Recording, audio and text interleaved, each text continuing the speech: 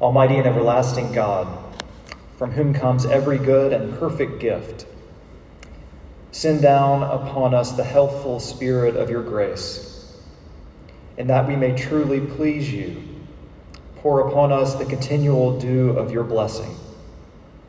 Grant this, O Lord, for the honor of our advocate and mediator, Jesus Christ. Amen.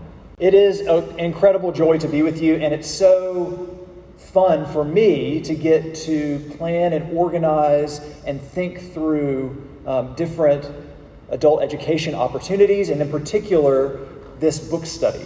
I know that book studies here have been met with varying degrees of interest and engagement, and my hope is that with a really good book and some really good conversation, that will pick up in the future, and that will be a regular occurrence in our parish-wide offerings for adult education. So we're calling this the One Parish, One Book series, just a catchy title, kind of riffing on the public library's One City, One Book initiative that's been started here, but also in other cities around the country. So this is going to be a time for us, as you can probably imagine, to gather, to read through, and to reflect on this book that's in front of you, Being Disciples by Rowan Williams. It'll be a time that we can reflect together on themes that are critical to our faith, our shared faith. It'll be a chance for us to hear from one another.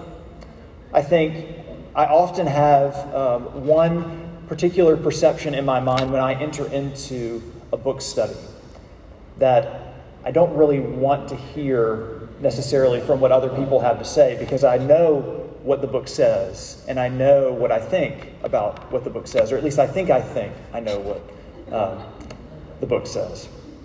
But when I finish a book study, I often look back and have a very different perception of my time, the time that I've dedicated to reading chapter by chapter, to poring over this text, other texts, whatever it might be, to thinking through questions that are important with other people, because other people bring unique perspectives. They bring an incredible wealth of information, memories and stories, and all sorts of things that enliven and enrich the way that they encounter books and questions. And that is vital as we are a community of faith, as we are a community of people who walk alongside one another as we seek to follow God. I often find that my understanding is stretched and expanded. And so I hope that that is the case throughout the course of these next few weeks.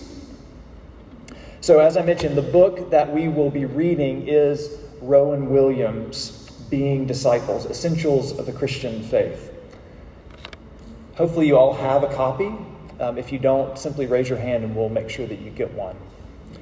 It's a short book. It's right at 100 pages, maybe slightly less, but it really does, in my opinion, pack a significant punch. It gives us a lot to think about, a lot to talk about, and so my hope is that it will be a jumping off point for lots of great conversation. Before we talk briefly about being disciples, I want to give a little bit of information. Folks may or may not be that familiar with Rowan Williams. So Rowan Douglas Williams, his official title is the Right Reverend and Right Honorable Lord Williams of Oystermouth. That's real. He is a Welsh Anglican bishop and theologian. Prior to his becoming Archbishop of Canterbury in 2002, he was the Bishop of Monmouth and the Archbishop of Wales. He is probably best known for his time as Archbishop of Canterbury, which his tenure as Archbishop went from 2002 to 2012. He was educated at Cambridge and Oxford, and he held lectureships and professorships at notable universities all over England. And presently, he is Master of Magdalen College at Cambridge University.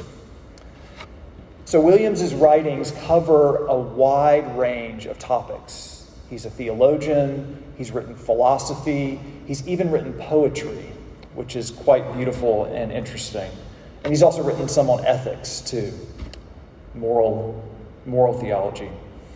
So his writings span this great amount and variety of different topics. But what we're focusing on here, of course, is what he deems as the essentials of a life of faith, the essentials of what it means to be a disciple, a learner, a person who sits at the feet of Jesus.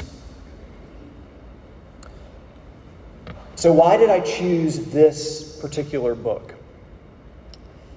I chose this book for a number of reasons, and perhaps the best way to explain is to give a little bit of an illustration. So, the Jewish philosopher Abraham Joshua Heschel said basically that there are two kinds of texts, two kinds of writings, living and dead. The dead ones are like a stone, and if you plant a stone in the ground, despite all the conditions, whether they're favorable, whatever it might be, the regular rain, the sunshine, nothing's going to grow because it's a stone. But a living text is like a seed.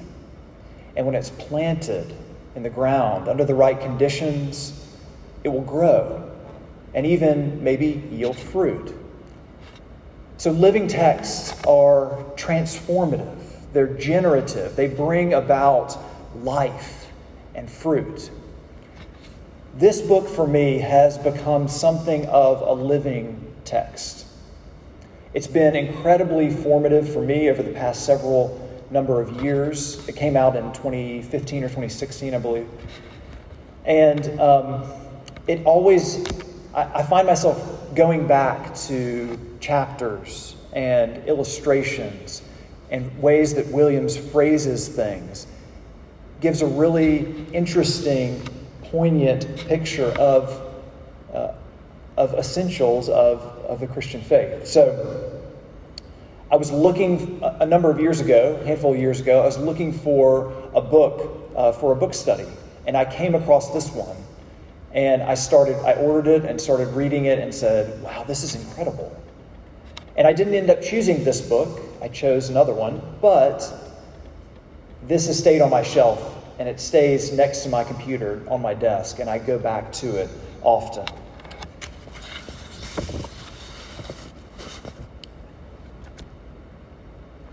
So Williams' book, Being Disciples, obviously has something to do with what it means to be a disciple.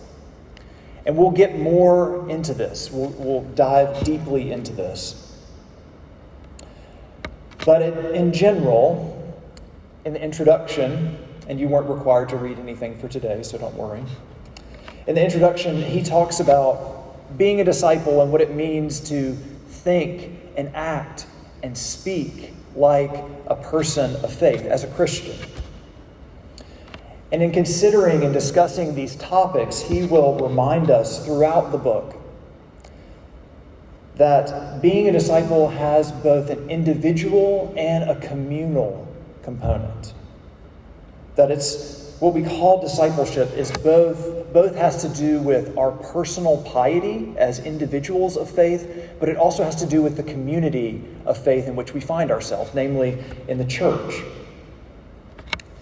He'll also make the further point that discipleship is not simply what we do or how we speak, what some people have called the active life, but it's also about our inner disposition. It's about our inner lives, the ways our heart and minds function in our lives, throughout our days. What some people have called the contemplative life. So it has personal implications, he thinks, personal and communal, and it also has active, changing the ways in which we act and live, move, and have our being, but also has a contemplative aspect to it too.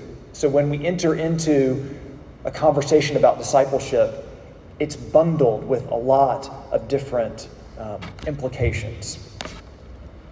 So, for our time together, what is the structure and the schedule? So the structure will be roughly the same each and every meeting. The structure will be, we'll have a brief orientation, a brief consideration of the chapters that you will have been asked to read for that particular meeting. Then we'll have questions. I'll pose questions to you, and then you'll have time to discuss at your tables. And then, time permitting, we might come back and share some of what you have shared at your tables with the larger group. So it'll be roughly the same each and every time. The video recording will be made available. This first portion, the introduction, the orientation, the sort of setting the stage for the time of questions, and then the questions that will be made available to folks week in and week out. So, the schedule. So today we're doing an introduction. Next week we'll talk about chapters 1 and 2, which are entitled Being Disciples and Faith, Hope, and Love. That's the first 36 pages. The next week we'll look at chapters 3 and 4. Chapter 3 on forgiveness, chapter 4 on holiness. On October 3rd, chapter 5, Faith and Society, and then chapter 6, Life in the Spirit. And that will be our last meeting together on October 10th. So, I'm going to stop talking and I'm going to ask you some questions that you get to talk with others at your table about. Today we'll have 4 questions. So, the first question is pretty straightforward. Why are you here?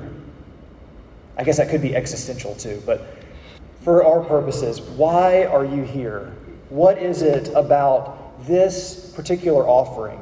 Maybe it's the book, maybe it's the setting, whatever it might be, that has brought you here this morning.